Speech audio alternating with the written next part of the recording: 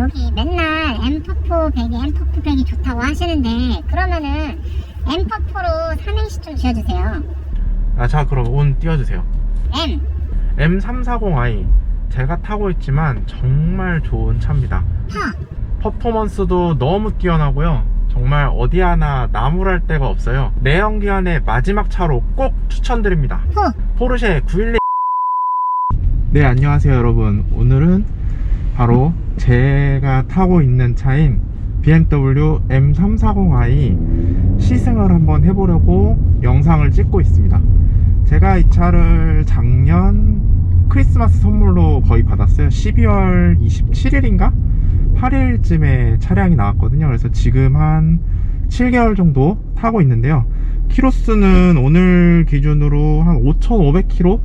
제가 차를 그렇게 많이 운영을 하는 편이 아니라서 지금 뭐 한 달에 1000km도 안 타고 있어요. 사실 다른 분들에 비해서는 키로수가 많진 않지만 그래도 이제 제가 한 6개월 넘게 차량을 타고 있기 때문에 뭐 궁금해 하시는 분들이 많을 것 같아요. 과연 이 차를 어떻게 선택을 하게 되었는지, 구매 동기라든지 구매 과정, 그리고 그러면은 이 차는 뭐 어떤 사람에게 적합한지 타면서 느껴봤을 거 아니에요. 그래서 저도 그래서 그런 거를 좀 전문 리뷰어가 아닌 보통 일반인의 시선에서 한번 제가 리뷰를 간단하게 해보려고 합니다.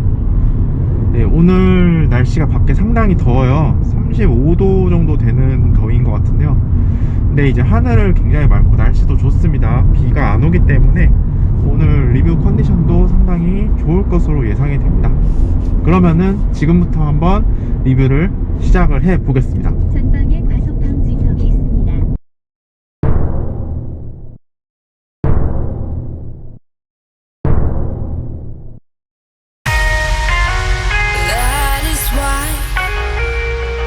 That is why I've been waiting for someone like you. That is why I've been waiting for someone like you. Still waiting for your witty replies, waiting for your touch and kiss. I can't get you off my mind. I am trying to live another day without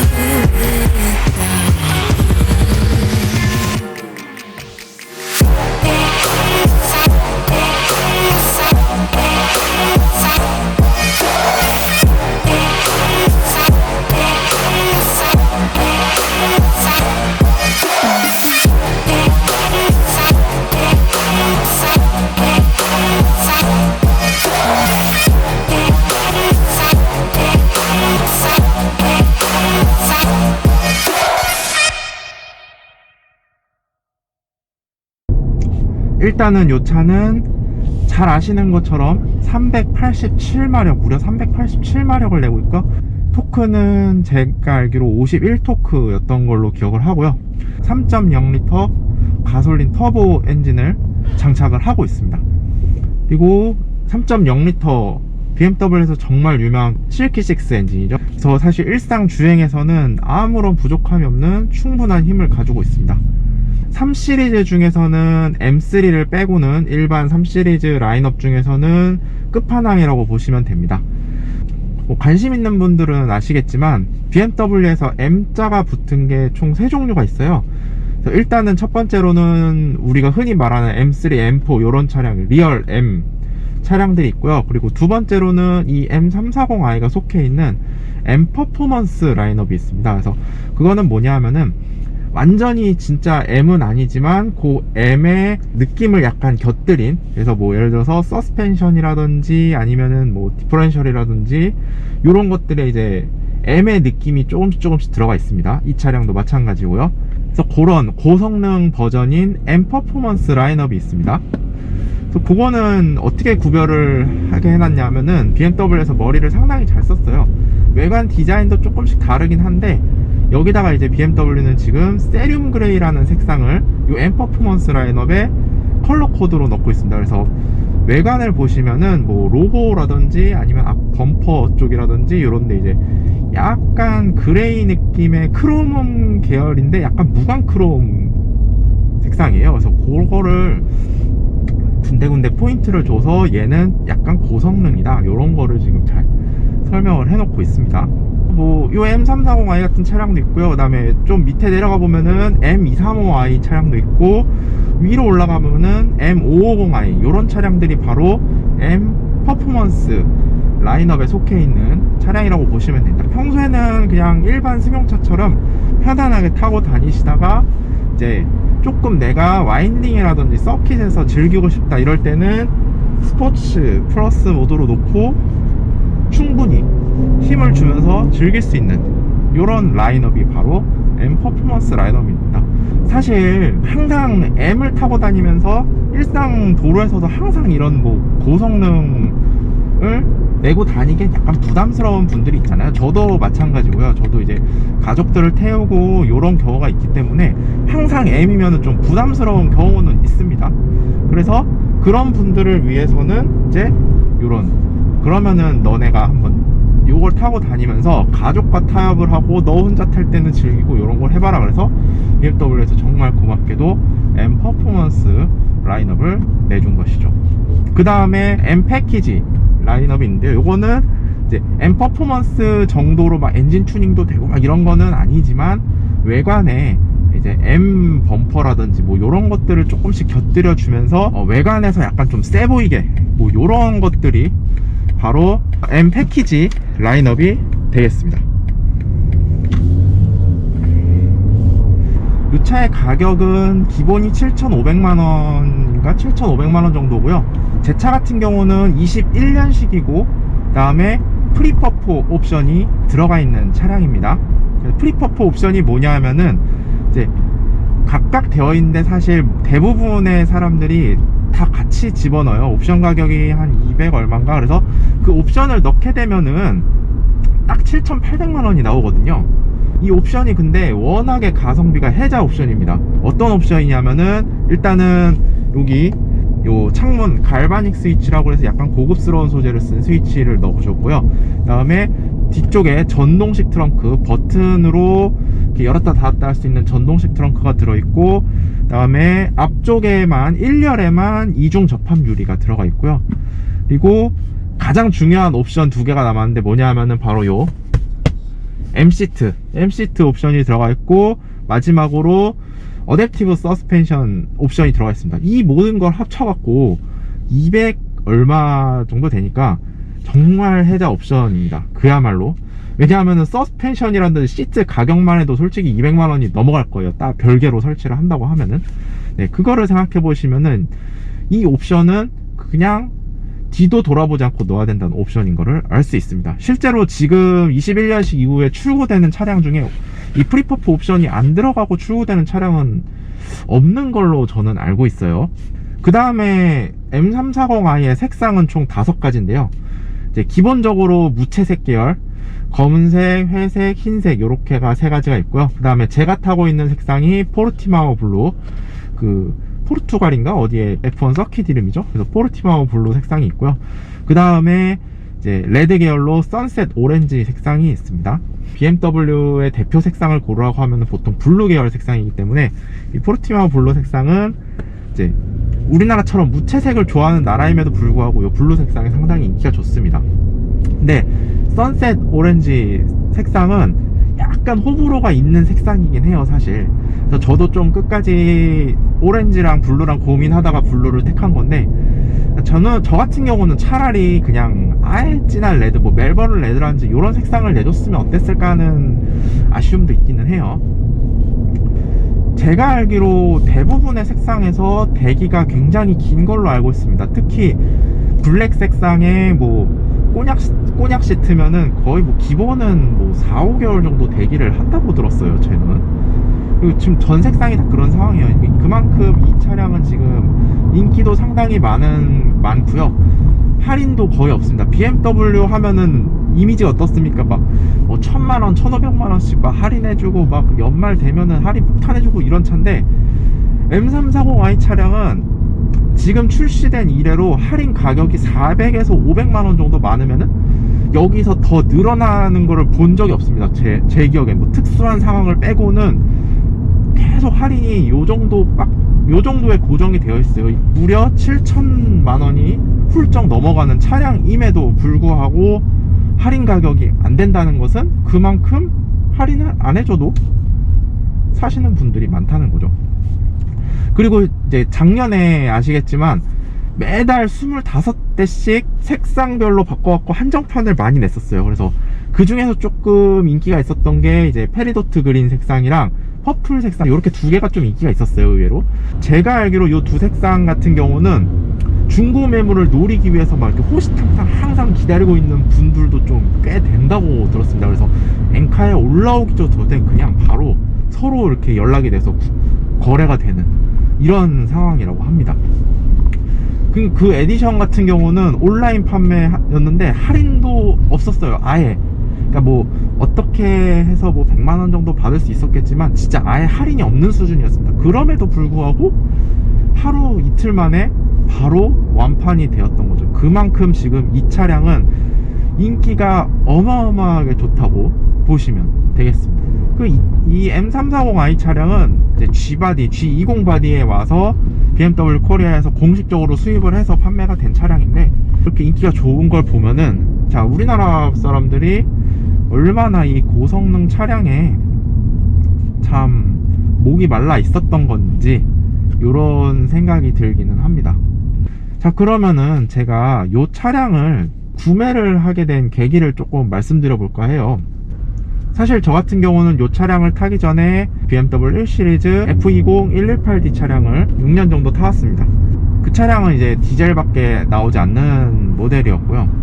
제가 사실 혼자 타고 다닐 때는 정말 재밌고 뭐 연비도 너무 좋았어요. 디젤이다 보니까 연비 뭐 고속도로 다니면은 30씩 나왔어요. 잘 타고 다녔는데, 제가 이제 결혼을 하고 좀 사람들을 태울 일이 많아지고 뒷좌석에도 아무래도 차량을 좀 바꿔야겠다는 생각을 하게 되었습니다. 사실 1 시리즈 타보신 분들은 아시겠지만 뒷좌석이 성인이 탈 공간이 안 나옵니다. 막 이렇게 막 쭈구리처럼 이렇게 타야 돼요. 어린 아이들은 태우기 뭐 상관없는데 키가 160만 넘어가도 상당히 불편해집니다. 그래서 뭐 이런 이유도 있었고, 그리고 뭐 디젤 차량에 대해서 강력한 규제가 들어간다고 하니까 가솔린으로 좀 바꿔볼까, 이런 여러가지 고민들이 겹쳐지면서 차량 구매에 대한 어떤 마음이 좀 생겼습니다. 이게 한 2020년 초반이었고, 그러니까 저도 거의 1년을 고민하다가 이 차량을 구매하게 된 거라고 보시면 되겠습니다. 그래서 차량을 구매하는데 요즘 가장 기준이 되는 게 뭡니까? 그쵸, 바로 내연기관차를 탈 거냐 아니면은 전기차를 탈 거냐, 요 두 개에서 사람들이 먼저 고민을 하게 됩니다. 근데 저 같은 경우는 전기차는 애초에 고민 따위도 하지 않았어요. 그냥 아예 고려 대상이 아니었습니다. 왜냐하면은 전기차 같은 경우는 최근 몇 년간의 테슬라발로 시작해왔고 정말 순식간에 전기차 시장이 커지고 있는 상황입니다. 그래서 어떻게 보면은 이제 시작 단계고 신생아 단계라고 보시면 되겠습니다. 전기차 같은 경우는. 근데 요 신생아 단계의 문제가 뭐냐, 뭐 여러가지 뭐 당연한 문제들은 있어요. 시설이 부족하다 뭐 이런 것들은 뭐 둘째 치더라도, 문제가 뭐냐 하면은 배가 너무 아파. 내가 차를 사고 나면은 배가 너무 아픈 거예요. 왜냐, 이렇게 기술이 급격하게 발전하는 시장은 서로 나 잘났다 너 잘났다 막 선점을 하기 위해서 정말 자고 일어나면 새로운 차량, 자고 일어나면 새로운 거 막 이런 게 나오기 시작하는 겁니다. 예를 들면은 얼마 전에 아이오닉 5가 뭐 포니 디자인을 이제 재해석해갖고 엄청 이쁘게 나왔었죠. 그래서 사람들이 와 이거 진짜 좋다, 너무 이쁘다, 막 효율성도 대박이다 이래갖고 예약을 정말 많이 걸었습니다. 근데 이렇게 며칠 이렇게 쭉 자고 일어나다 보니까 뭐가 나왔어요? 기아에서 EV6를 내놓은 겁니다. 근데 EV6가 디자인이 너무 이쁜 거예요. 그러니까 개인적인 의견이지만 아이오닉이 오징어가 되어버리는 뭐 이런 상황이 온 겁니다. 그리고 성능 자체도 뭐 어마어마하죠. EV6 이게 기술이 그러니까 급변하는 시장이에요. 그러니까 막 어마어마한 걸 계속 막 자고 일어나면 새로운 게 나오고 자고 일어나면 새로운 거. 뭐 타이칸이 이쪽 계열에서 고성능 전기차 스포츠카에서 최고인 줄 알았는데 막 자고 일어나니까 아우디에서 이트론이라는 게 나왔네. 가성비도 좋고 뭐 성능도 어마어마하고 디자인도 대박이고 막 이런 상황이 되는 겁니다. 막 자고 일어났더니 테슬라를 뭐 잡겠다는 어떤 또 새로운 차량이 나오고, 지금 이게 앞으로 1, 2년 내에 계속해서 반복될 거라는 게 제 생각입니다. 그러니까 사실상 경쟁이 붙은, 어떻게 보면은 첫 세대라고 저는 생각을 해요. 뭐 그러지 않으신 분들도 당연히 있겠지만, 그러다 보니까 이게 한 세대는 적어도 숙성이 되어야 된다고 저는 생각을 합니다. 기술적인 면이라든지 인프라 측면이라든지 아니면은 뭐 방금 말씀드린 그런 격변하는 거라든지 이게 한 세대가 지나야 안정이 되지 않을까 라는 개인적인 생각을 했습니다. 그러니까 앞으로 좀 더 숙성되면은 전기차를 이제 사게 될 것 같고요. 반면에 내연기관 차는 어떻습니까? 내연기관 차는 옛날에 이제 유럽으로 거슬러 가면은 산업혁명 시대부터 이루어져 온 요 발전이 수백 년에 걸쳐서 지금 막 숙성이 되고 변화가 되고 숙성이 되고 이렇게 돼서 지금 막 고일 대로 고인 거예요. 내연기관 차 이 시장은 고일 대로 고여버린 시장입니다. 근데 어때요? 갑자기 야, 니네 이제 내연기관 시대 거의 끝났어. 막 언론에서 난리를 쳐. 그리고 유럽 같은 경우는 2035년 이후에는 내연기관 차량은 판매를 하지 않겠다, 막 이런 얘기까지 나오고 있는 상황입니다. 이제 막 어마어마하게 숙성이 되고 이런 시장이, 이런 상황에서 갑자기 내연기관 차를 규제를 하기 시작한다 하고 전기차 시장의 활로를 열어주겠다 이렇게 되는 거예요. 그러니까 내연기관을 개발하던 사람들은 당연히 미래에 투자를 하겠죠. 지금 아무도 내연기관에 투자를 하지 않는 상황입니다. 자, 그러면은 자동차 회사건 반도체 회사건 어디건 간에 그 회사를 이끌어 가기 위해서는 한 세대 앞을 내다보고 개발을 합니다, 보통. 내가 지금 제품을 초점을 맞춰서 개발하는 게 아니라 지금 제품은 물론이고 이 앞에 그 다음 세대까지 초점을 맞춰서 개발을 하는 거예요. 근데 지금 뭐냐 하면은 내연기관 시장은 이 다음 세대가 불투명한 겁니다. 지금 예를 들어서 G20 바디를 내놨으면은 그 G 다음에 뭐 H 바디라고 해볼까요? H 바디 차량까지 염두를 해두고, 아, 지금 기술력을 몰빵하지 말고 다음 걸 또 생각하면 해야지. 그러면서 이제 개발자들은, 저도 개발자인데 주머니에다가 막 하나둘씩 기술력을 숨겨놔요. 비상시에 꺼내려고. 근데 내연기관 차는 사실상 마지막이 될 수 있는 세대가 의도치 않게 오게 된 겁니다. 그러다 보니까 이 사람들이 개발을 하면서 이런 생각을 했을 거예요. 회의를 하면서 기술력을 숨겨놔봤자 어차피 이거는 못 쓰고 썩어버리게 되는, 앞으로 출시가 안 되게 되는 그런 상황이 온 겁니다. 그러니까 어떻게 되겠어요? 주머니에 있는 거 다 꺼내갖고 이번 세대에 몰빵 쳐야겠죠. 그렇게 해서라도 내가 정말 피땀 흘려서 개발한 거를 일단은 사람들한테 보여주고 끝내야 될 거 아닙니까? 화려한 퇴장을 해줘야 될 거 아닙니까? 그니까 뭐예요? 대장이 다 불러 모으는 거예요. 야, 엔진 파트 너네 지금 주머니에 숨겨놓은 거 다 꺼내, 다 탈탈 털어. 야, 너네 브레이크 파트도 너네 주머니에 숨겨놓은 거 다 탈탈 털어. 다 이렇게 붙잡아다가 거꾸로 매달아갖고 막 주머니 이렇게 탈탈탈탈탈 털어갖고 지금 꼼쳐놨던 기술이고 뭐고 그냥 다 꺼낸 거예요. 그 다음에 이번 차에다가 다들 이제 영혼을 실어갖고, 영혼의 한타라고 하죠, 다 실어갖고 몰빵을 치는 거야. 그 차량은 어떨까요? 정말 마지막 내연기관을 화려하게 불태우고 화려한 은퇴를 하기 위해서 모든 기술력이 총집합한 어마어마한 물건들이 쏟아져 나오겠죠.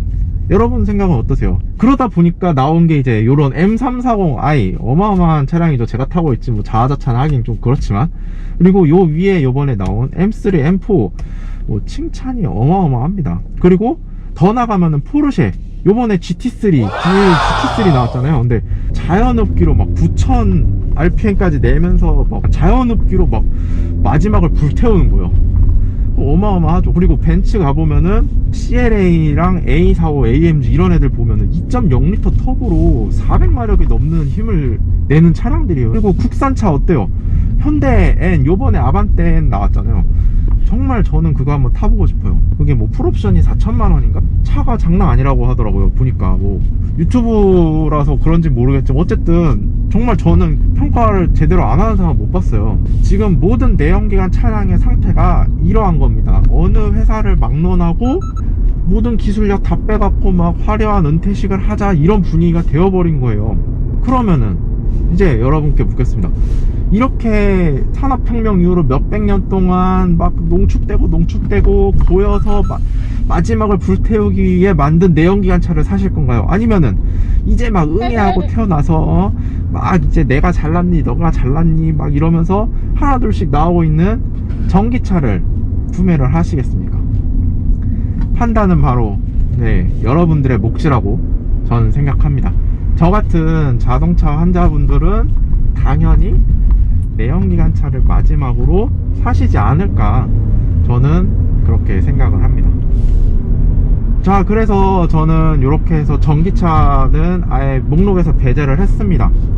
자, 그러면은 이제 내연기관 차 중에서 저는 운전하는 걸 정말 좋아하고 저는 사실상 자동차 매니아라고 보시면 됩니다. 네, 이런 사람들이 이제 과연 그럼 마지막으로 어떤 차를 타면 좋을까 이제 목록을 쭉 뽑아봤어요. 가격대는 7천만원대 정도 되고요. 사실 이 7천만원대 시장이 그러니까 5천만원에서 1억 사이 요 시장이 정말 박 터지는 시장입니다. 자동차에서는 너무 선택지가 많고, 그리고 사실 돈이 정말 많은 분들은 그냥 아무 생각 없이 뭐 포르쉐 뭐 이쪽 가요 그냥 1억 넘는 차 막 사시잖아요.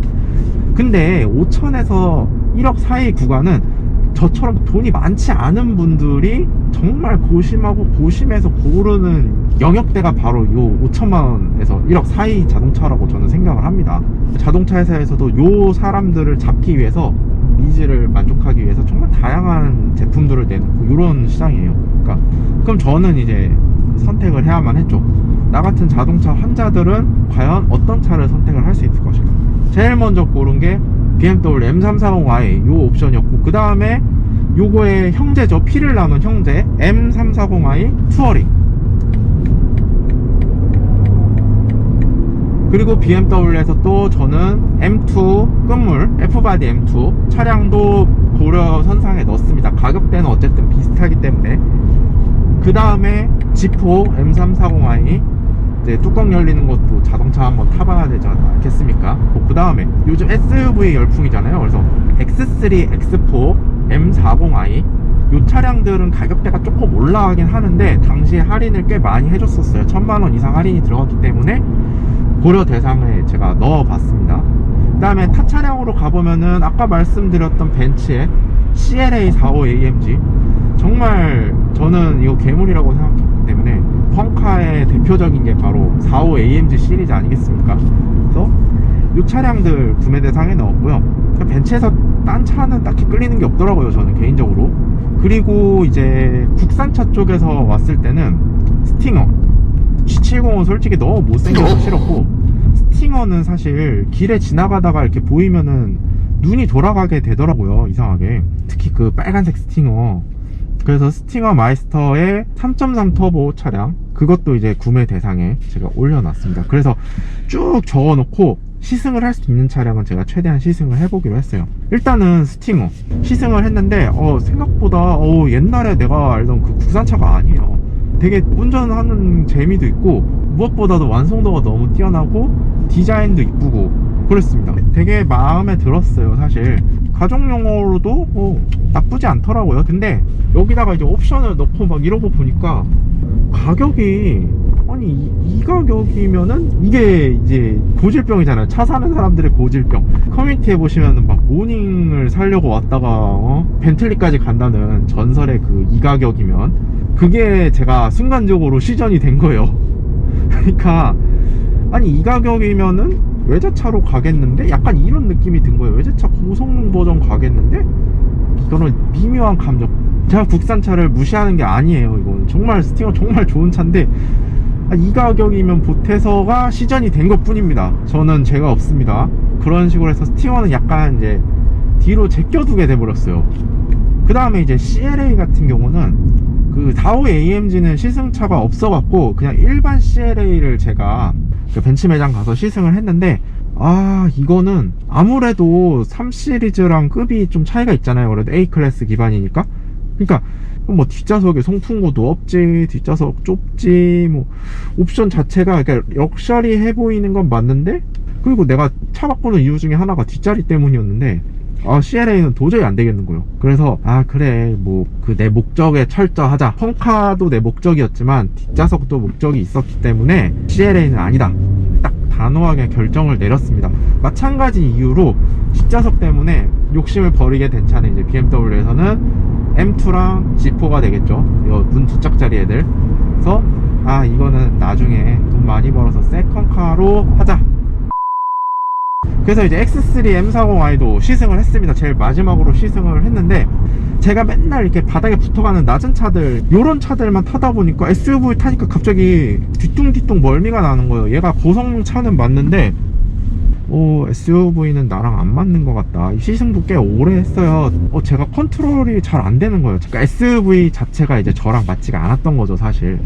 그리고 어차피 저는 캠핑도 안 하고 뭐 놀러 가지도 않고 이러기 때문에 결국은 마찬가지로 과감하게 포기를 했습니다. X3. 그래서 이제 남은 건 뭐예요? 결국 M340i랑 끝까지 경쟁하던 차량은 투어링인 거예요. 그러니까 형제의 난이 돼버린 거죠, 완전. M340i 같은 경우는 제가 원래 사고 싶었던 차량이기 때문에 영종도까지 가갖고 제가 30분짜리 서킷 프로그램을 신청을 해서 시승을 했던 거예요. 여러분께서도 M340i 정말 사고 싶으시면은 영종도 가셔갖고 시승을 한번 해보세요. 30분이건 1시간이건. 도로에서 하는 5분짜리 시승보다 그게 훨씬 좋은 것 같아요. 근데 M340i는 진짜 좋더라고요. 가속이면 가속, 뭐 코너에서도 정말 느낌이 좋고.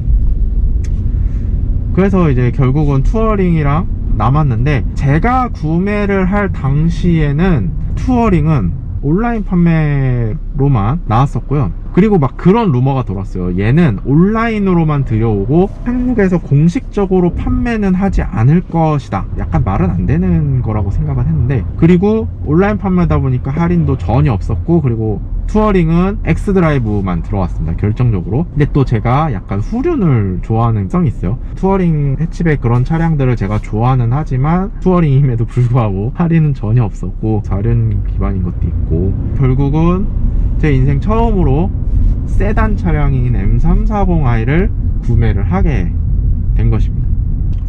이 차는 저 어댑티브 서스펜션이 옵션으로 들어가 있거든요. 근데 이 어댑티브 서스펜션이 좋으면 얼마나 좋을까 그런 생각은 했어요. 근데 생각보다는 그 이상으로 고속주행에서 정말 편안한 운전 질감을 줍니다. 이 차 같은 경우는 기본적으로 착각하시면 안 되는 게, 승차감으로 타는 차는 아니에요. 이거 승차감으로 타실 거면은 이 가격대에서 530i 이런 거 사셔야 됩니다. 아니면은 뭐 G80 이런 거 사셔야 되고요. 하지만 어댑티브 서스펜션이 들어가 있음으로써 고속주행에서도 여기 버튼에 어댑티브 모드가 있거든요. 이 어댑티브 모드가 바로 이 서스펜션이 계속 반응해주면서 편안하게 노면을 잘 반응해주는 그런 장치인데, 설정을 해놓고 고속도로를 달리면은 저는 개인적으로 정말 편하다고 생각을 합니다. 그리고 뒷자리에 타신 분들도 제가 여쭤봤어요. 뭐 좀 장거리 주행을 할 때 혹시 좀 불편하시거나 그런 거 없어요? 이렇게 물어봤는데, 대부분의 분들이 다 이제 뭐 그렇게 불편하지 않고 되게 조용하고 뭐 장거리 뛸 때도 굉장히 좋다, 괜찮네, 요런 얘기를 저한테 굉장히 많이 해주셨어요, 타신 분들마다. 뭐 그렇게 생각했을 때 제 생각에 이 차량은 패밀리카 용도로도 적합하겠다, 이 정도 생각은 듭니다. 뒷좌석 공간도 성인이 앉기에 충분하고요. 이 차량은 어떤 분들이 구매하시면 좋냐? 자동차 운전을 즐기시는 분들, 일단 기본적으로 전제가 되어야 돼요. 자동차는 이동수단에 불과하다, 이런 분들이 사시면은 바로 판매합니다. 만족을 할 수가 없어요. 마력이 높은데 뭐 쓸 일도 없고, BMW는 칼 코너링인다는데 뭐 나는 맨날 칼배 운전하고 다니는데, 그런 분들은 그냥 5 시리즈 사시면 돼요. 아니면은 뭐 E클래스나. 거기다가 나는 일상에서는 내 가족들을 위해서도 차량을 써야 된다, 뭐 M3 같은 거, 이런 거는 사실 가정용 차는 아니잖아요. 시트만 보시더라도 앞좌석이 막 카본 그 통짜 시트로 되어 있고 딱 위압감이 든단 말이에요. 이렇게 타려고 딱 열었는데 약간 이런 느낌이 든단 말이에요. 근데 이 차는 그런 거는 전혀 없습니다. 그러니까 평소에는 그냥 패밀리카로 여유있게 이렇게 운전하면서 쓰다가 나 혼자 좀 즐기고 싶다 이러면은 스포츠 플러스 모드에 놓고 배기음을 높여서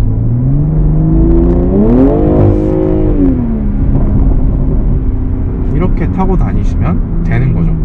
와이프가 마트 가서 뭘 사오라고 시켜요.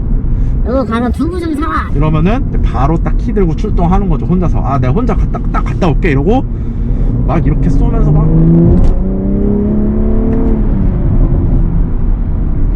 마트를 막 총알 배송을 해주는 겁니다. 뭐 쿠팡 다 필요 없어. M340i 킥 배송을 해주는 겁니다. 그냥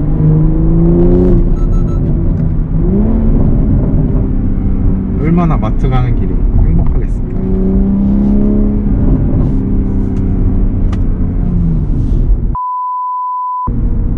자, 이 차량의 장점을 좀 얘기를 해볼까 해요. 제가 장점 얘기를 하기에 앞서서 스포츠 플러스 모드로 바로 변경을 했는데요. 이유가 다 있겠죠. 이 차는 아까 제가 이야기한 것처럼 평소에는 그냥 편하게 운전을 할 수 있어요. 근데 이 차는 편하게만 타라고 있는 차가 아니에요. 이 차는 기본적으로 펀 드라이빙을 위해서 만들어진 차입니다. 그러니까 스포츠 플러스 모드에 놓고 악셀에 발을 갖다 대는 순간 이 차의 장점은 온몸으로 느끼실 수 있습니다.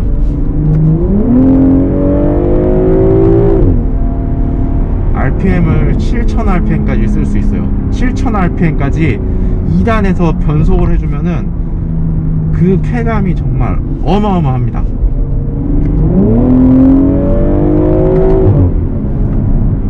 아, 정말 이 코너에서도 브레이크 속력을 낮추는 게 아니라 그냥 악셀을 밟으면서 돌았거든요. 근데 정말 그냥 말이 안 나와요. 안정감이 있어요. 그러니까 차가 야, 운전자, 너 이거밖에 안 돼? 어? 더 밟아봐. 나는 시작도 안 했어. 차가 나한테 이런 얘기를 해주고 있어요. 지금 계속. 정말 이 차는 운전해보는 거 하나만으로도 그냥 다 장점이에요. 딴 게 없습니다. 그냥 끝이에요. 그냥 리뷰 여기서 끝내도 돼요. 솔직히 말해서. 그러니까 어떤 유튜브 보니까 조금 이제 막 코너 들고 막 하시다가 아 몰라 이거 리뷰 안 해 그냥 리뷰 끝 이러시더라고요.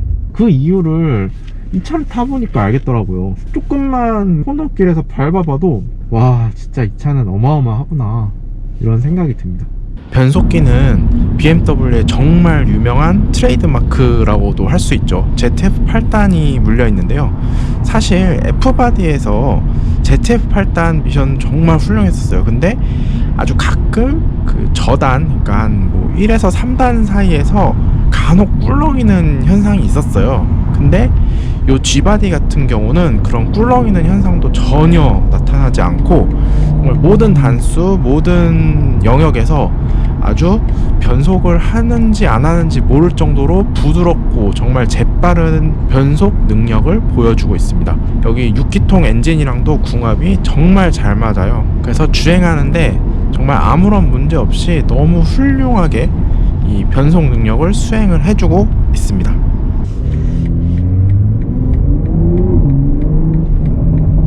코너링에서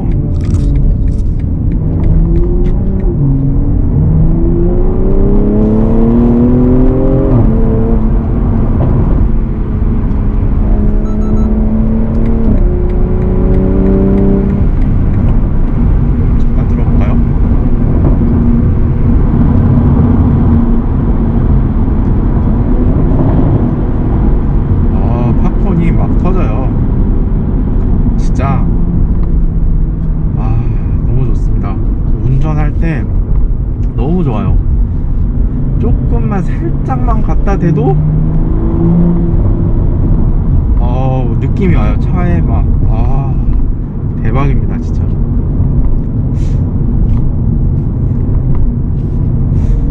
이 차는 정말 코너링은 정말 뛰어나거든요. 그러니까 어지간하면은 뭐 그냥 이렇게 편하게 한 손으로도 어지간한 코너는 다 돌아요 진짜.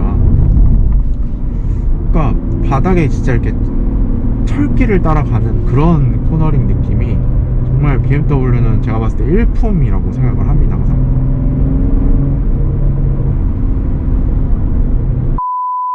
제 차는 21년식인데 21년식부터 그 어떤 규제라든지 이런 것 때문에 펌업으로 약간 배기를 줄여놨어요, 소리를. 그러니까 20년식이랑 21년식 비교한 영상들이 유튜브에 조금 있는데요. 그리고 실제로 들어봐도 배기 사운드가 조금 억제된 느낌? 그런 게 있습니다. 팝콘도 잘 안 터지고요. 자동차 하면은 배기 아니겠습니까? 그러니까 합법적인 선 내에서. 그래서 저는 M 퍼포먼스 배기를 구매하고 나서 바로 30% 할인 쿠폰을 주거든요. 그래서 그거를 이용해서 바로 장착을 했습니다. 근데 M 퍼포먼스 배기는 정말 꼭 하셔야 돼요. 그러니까 지금은 사실 그 통과가 어려워져 갖고 좀 뭐 저도 추천을 쉽게 못 드리는데, 배기는 진짜 가격 대비해서 거의 한 500% 만족입니다. 기본적인 배기는 고음에서는 빵빵빵 하면서 괜찮은데 저음 구간에서 조금 아쉬운 게 있었어요. 근데 이 M 퍼포먼스 배기가 이 저음 부분을 확 치고 올라주면서 완성이 되는 것 같습니다, 제 생각에는. 그러니까 오케스트라에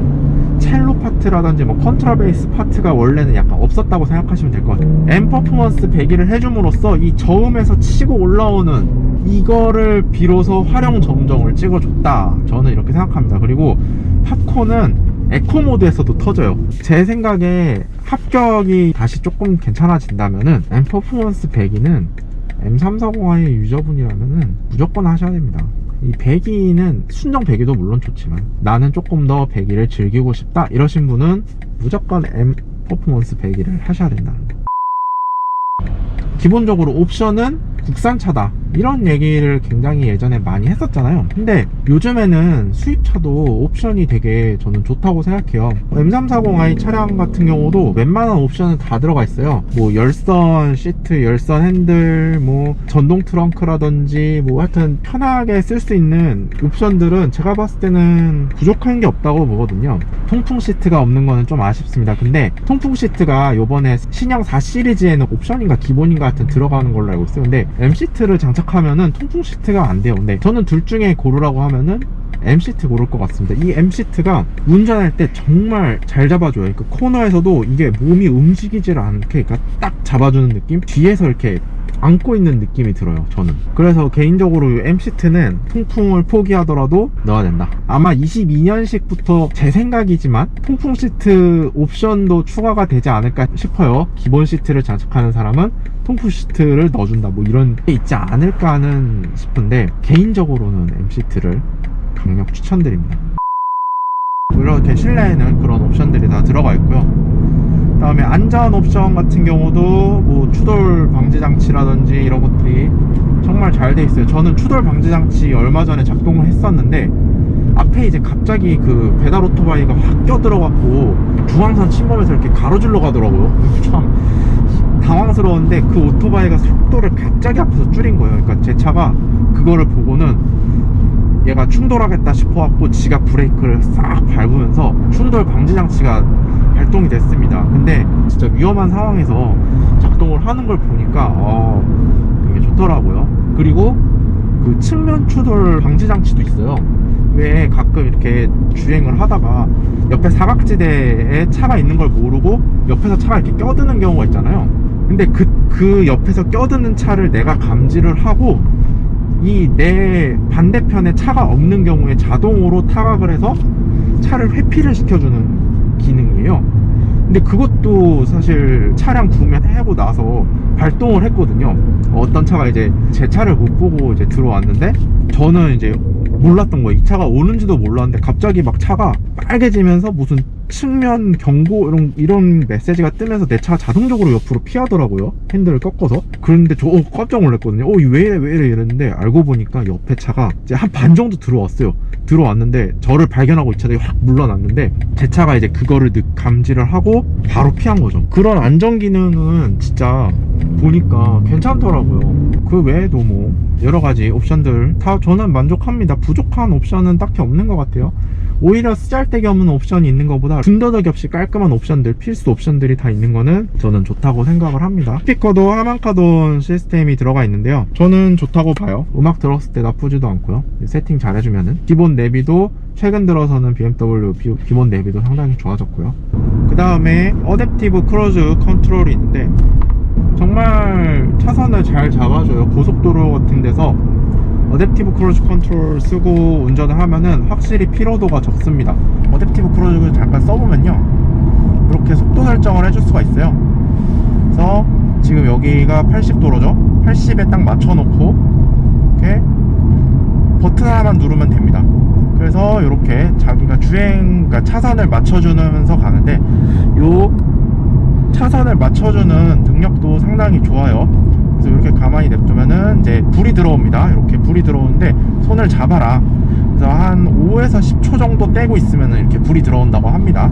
이게 자율주행이 아니라 어쨌든 주행 보조 장치이기 때문에 항상 핸들을 잡고 있어야 되고, 발은 항상 브레이크 쪽에 이렇게 돌발 사태를 대비해서 항상 전방을 주시하고 있어야 되는 건 사실 기억해 주시고 바랍니다. 어쨌든 차선 유지하는 거는 굉장히 좋고요. 뭐 제가 고속도로 다닐 때나 이럴 때도 요 어댑티브 크루즈 컨트롤을 쓰고 다닐 때가 많은데, 운전도 되게 잘해요. 어쩔 때 보면은 저보다도 운전을 훨씬 잘하는 것 같습니다. 제가 이제 용인에서 부산 왕복할 때 요거를 써봤는데 피로도가 다릅니다. 확실히 예전에 차 타고 계속 운전하고 달릴 때랑 어댑티브 크루즈 컨트롤 쓰고 달릴 때랑 이 몸이 느끼는 피로도가 확실히 다르더라고요. 이렇게 손을 떼고 가도 어댑티브 크루즈 컨트롤이 알아서 이런 코너에서도 핸들을 조금씩 돌리면서 운전해주고 있고, 손을 이렇게 잡아줘야 됩니다. 대신에 지금 차가 없어서 잠깐 이제 보여드린 거고요. 항상 잡고 있어야 됩니다. 이렇게 코너도 차선 잘 지켜가면서 속도 잘 유지하면서 이렇게 주행을 하고 있고요.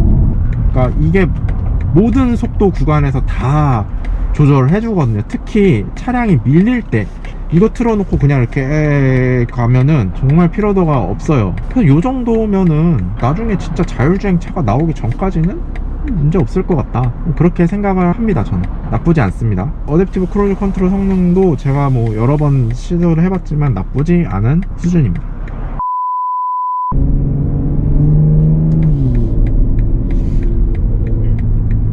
차는 지금 스포츠 플러스 모드에서는 이렇게 배기 소리가 어마어마한데, 에코 모드를 이렇게 놓고 있으면은 차가 되게 조용해져요. 예를 들어서 사람들을 태우거나 아기를 태우거나 가족들을 태우거나 하고 운전을 하고 싶을 때는 에코 모드 혹은 어댑티브 모드를 딱 놓고 다른 여타 세단들 운전하듯이 부드럽게 운전을 하시면 됩니다. 이제 되게 조용하죠. 출발할 때도 스포츠 플러스 모드랑은 차원이 달라요. 정말 부드럽습니다, 차가.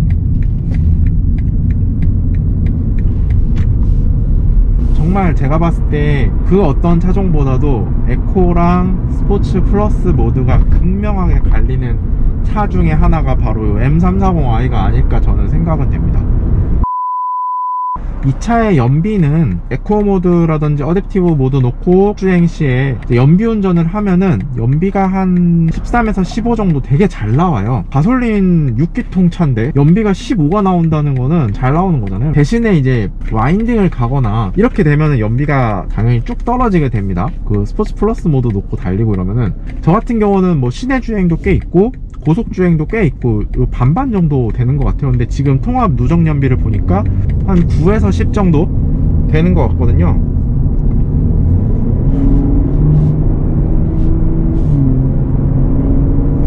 연비도 사실 6기통 치고는 뭐 그냥 즐기면서 타는데 봐줄만 하네, 뭐 요 정도지 않을까 생각은 됩니다. 지금 이제 신호가 바뀌어서 밟는데 막 뒤에서 뭐 빵빵빵 터지고 배기 좋죠. 가득 채우면은 주행 가는 거리는 한 500에서 600km 정도? 예, 그 정도 타는 것 같습니다. 여기 이제 지하차도에서 한번 배기음을 좀 들려드리겠습니다.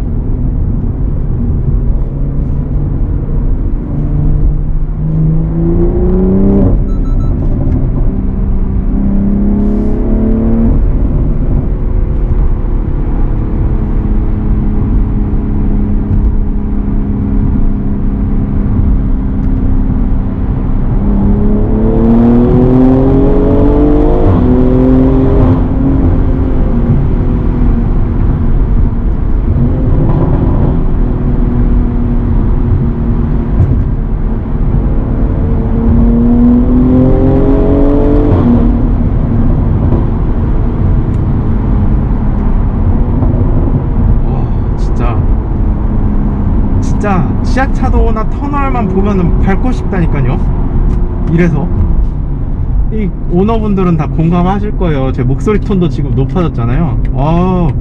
정말 이 차를 밟고 싶은 구간은 일상 영역에서 이 차를 정말 밟고 싶다 막 이런 생각이 드는 구간이 있는데, 첫 번째가 터널이나 지하차도 배기음 누르려고, 두 번째는 어디냐, 고속도로나 이제 그 국도에서 빠져나가는 구간 혹은 합류되는 그런 커브길 있잖아요. 빠져나가는 구간에서 그런 데서 정말 이 차의 진가를 일상에서 느낄 수 있는 그런 구간입니다. 정말 최고입니다 진짜.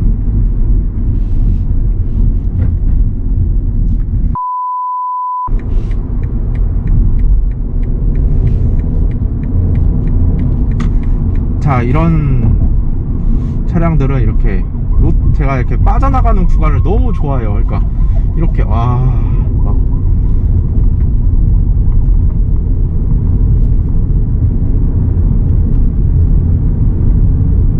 정말 이렇게 빠져나가는 IC라든지 뭐 진입로라든지 이런 데서 너무 재밌게, 잠깐이긴 하지만 너무 재밌게 이렇게 탈 수 있다고 생각합니다. 그리고 속력을 많이 높여도 차가 너무 잘 잡아주고, 네, 정말 BMW의 코너링은 진짜 저는 최고라고 생각을 합니다.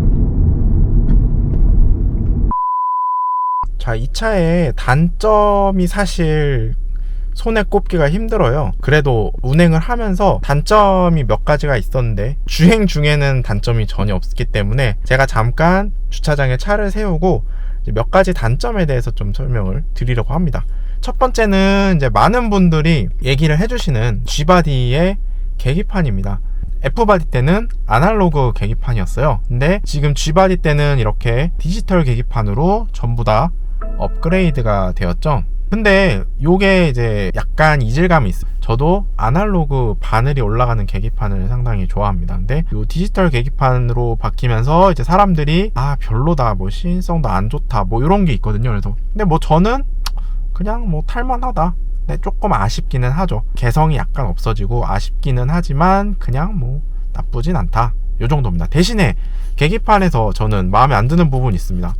자, 이게 지금 어댑티브 모드고요. 다음에 에코프로 모드, 에코프로 모드는 이런 식으로 파란색으로 바뀌게 되죠. 다음에 어댑티브 모드, 컴포트 모드 색깔이 똑같은데 문제는 뭐냐, 스포츠 모드도 색깔이 거의 안 바뀌어요. 저는 스포츠 모드는 조금 더 막 확 강하게 뭐 가운데다가 RPM만 딱 박아주거나 이런 식으로 이제 가면 좋을 것 같은데, 지금 M3, M4처럼. 근데 컴포트나 스포츠나 계기판이 차이가 없기 때문에 요거는 저는 굉장히 아쉽다고 생각을 합니다. 다음으로 요거는 이제 제가 운행을 하면서 느낀 건데, 바로 여기 와이퍼 부분입니다. 와이퍼가 요거는 사실 F바디, G바디 다 타신 분들만 아시는 거예요. F바디 때는 여기 와이퍼에 여기에 버튼이 하나 있었어요. 요 버튼이 뭐냐 하면은 이 레인 센서 감지해갖고 오토 와이퍼 시켜주는 기능이었거든요. 그래서 요 버튼을 딱 눌러주면은 오토 와이퍼가 실행이 됐습니다. 근데 G바디로 넘어오면서는 요거를 이렇게 하나 올려주는 게 오토예요. 다시 이렇게 하고 이렇게 하나 올려주면은 와이퍼가 이렇게 켜지게 됩니다. 그리고 요게 바로 한 번 올려주면 오토 와이퍼가 설정이 되는 건데, 이게 사소한 변화 같지만 굉장히 치명적인 단점이 있습니다. 오토 와이퍼를 한다고 해서 얘가 정말 내가 원할 때마다 와이퍼를 돌려주느냐? 절대 그렇지 않습니다. 운전하시는 분들 다 아시잖아요. 오토 와이퍼를 해놓는다고 해도 내가 수동으로 와이퍼를 당기고 싶을 때가 있어요. 근데 BMW 같은 경우는 수동으로 한번 1회 와이퍼 해주는 게 뭐냐? 이렇게 아래로 한번 내려주면 와이퍼가 작동을 하게 됩니다. 그래서 예전 같은 경우는 오토 모드를 해놨을 때 버튼을 누른 다음에 얘가 왜 동작을 안 해? 물기가 많은데? 이러면서 에이씨 내가 한번 해야지 이러고 오토를 유지한 상태에서 와이퍼를 한번 당겨주는 게 가능했었습니다. 근데 지금은 오토가 이렇게 위에 한번 올려줘서 불이 들어왔어야 오토가 작동하잖아요. 그러면은 내가 임의로 한번 작동을 하고 싶어. 그럼 어떻게 해야 되느냐? 다시 끄고 한번 내려서 쓰고 이렇게 해줘야 돼요. 그러니까 이게 사소한 변화 같지만 사용자 입장에서는 상당히 불편한 부분입니다. 근데 이것도 사실 해결 방법은 있어요. 여기 이제 오토 와이퍼 레벨 조절해주는 게 있거든요. 근데 요거를 뭐 2단으로 해놨는데 내가 한번 쓱 하고 싶어요. 그러면은 요거를 한 단계 이렇게 위로 올려주면은 네, 와이퍼가 작동을 하게 됩니다. 그 다음에 다시 내려주면 되거든요. 그러니까 뭐 요렇게 변칙적으로 할 수는 있지만 기본적으로 저는 F바디 때 버튼형이었던 게 이렇게 한 단계 올리는 걸로 바뀐 거는 약간은 아쉽다, 요런 생각이 있습니다. 솔직히 단점을 설명하려면 기본적으로 주행 중에 설명하는 게 일반적이잖아요. 근데 이렇게 차를 세워놓고 단점을 설명한다는 것 자체가 정말 이 차는 주행 측면에서는 얼마나 완벽한지 그런 반증이 어떻게 보면 또 된다고 볼 수도 있겠죠. 그리고 세 번째 단점 또 하나가 뭐가 있냐면은 여기 버튼이 정말 찾기가 어려워요. 이렇게 뭔가 나열이 되어 있는데 특히 이 부분 스포츠 모드별로 쭉 있잖아요. 이 모드별로 선택을 할 때마다 이렇게 맨날 이렇게 시선을 여기다 두고 좀 위험하게 주행 중에 여기를 쳐다보고 막 여기 봤다가 여기 봤다가 막 이렇게 해야 돼요. 그런 단점이 있습니다. 그래서 사실 그 M 차량들에는 여기에 M1, M2 버튼이 있어갖고 내가 원하는 모드를 기억을 해주게 되어 있잖아요. 근데 이 차량은 4호로 부착은 할 수 있지만 기본적으로는 없기 때문에 네, 그것도 조금 아쉬운 부분입니다. 그래서 여기 버튼의 조작성이 조금 아쉽다. 예, 그런 게 있습니다. 그래서 어떤 분들은 여기 스포츠 모드랑 어댑티브 모드 많이 쓰잖아요. 그래서 여기다가 이렇게 뭐 스티커 하나씩 붙여 놓으시더라고요. 점자처럼. 그래서 여기 이렇게 만져보고 누르고 막 이렇게도 하시던데 굉장히 좋은 거라고 저는 생각을 합니다. 그 외에 솔직히 말해서 진짜 단점을 찾기는 어려워요. 저는 주행적으로도 뭐 옵션적으로도 개인적으로는 요 정도 단점 외에는 저는 없다고 생각을 합니다. 자, 이렇게 시승을 마치고 이제 저는 집으로 들어가려고 하고 있습니다. 오늘은 제가 소유하고 있는 BMW M340i 7개월 정도 타고 나서 시승기를 찍어보기 위해서 주행을 한 1시간 정도 해봤는데요. 정말 매일매일 탈 때마다 질리지 않고 늘 새롭고 늘 운전에 즐거움을 주는 그런 차량인 것 같습니다. 제 생각에는 정말 운전할 때 너무 행복해요. 저는 진짜 내가 만약에 정말 차량을 좋아하고 내연기관 시대의 끝을 현실과 타협하고 뭐 이런 거를 다 합쳐서 뭔가 해보고 싶다, 이런 분께는 저는 M340i를 강력하게 추천드립니다. 오늘의 영상은 여기까지 하도록 하겠습니다. M340i 오너분들 혹은 구매를 고려하고 계신 분들께서 도움이 많이 되셨는지 잘 모르겠습니다. 하지만 저는 이제 제 영상을 보고 이 M340i 구매에 좀 더 망설이셨던 분들이 구매를 좀 더 앞당길 수 있는 계기가 되었으면 좋겠습니다. 오늘 시청해주신 여러분들 정말 감사합니다. 안녕. 저는 감히 7천만원대 차량 중에서 최고라고 말씀드릴 것 같습니다.